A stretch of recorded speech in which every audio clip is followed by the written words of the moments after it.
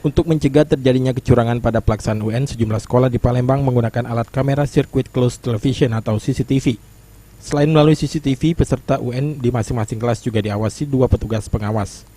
Kepala SMK Muhammadiyah 1 Palembang Sri Yani menjelaskan, pengawasan melalui kamera CCTV sebenarnya telah lama terpasang di ruang kelas. Tujuannya agar memberikan rasa aman dan nyaman bagi siswa. Para siswa sendiri telah mengetahui bahwa di ruang kelas yang digunakan untuk pelaksanaan UN berbasis komputer ini sudah terpasang CCTV. Kamera ini dipasang untuk memantau kegiatan siswa maupun guru di dalam kelas. Melalui CCTV ini, siswa yang mengikuti UN dapat merasa lebih aman dan nyaman karena tidak diganggu, serta mempermudah menyelesaikan masalah jika ada kendala teknis dalam pelaksanaan UN berbasis komputer. Selain itu, jika ada siswa yang terpantau CCTV melakukan kecurangan, maka pihak sekolah dapat cepat mengambil tindakan.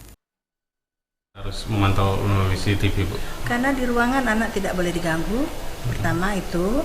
Kemudian juga untuk mempermudah berkoordinasi dengan proktor dan teknisi yang ada di dalam ruangan. Nah, apabila menemukan ada kecurangan dari siswa di CCTV ini gimana, Bu? Apa yang akan kita lakukan? Ya, kalau mudah-mudahan tidak, karena anak sudah terbiasa belajar harian juga mereka dipantau dengan CCTV, jadi mereka sudah tahu bahwasanya mereka terpantau full. Nah, kalaupun memang kelihatan yang seperti itu, pastinya kan kita akan cepat juga mengambil tindakan. Sementara persiapan UN berbasis komputer, para siswa telah beberapa kali melakukan simulasi sehingga diharapkan mereka sudah paham dalam mengaplikasikannya. Julius Sumban Gaul, PAL TV.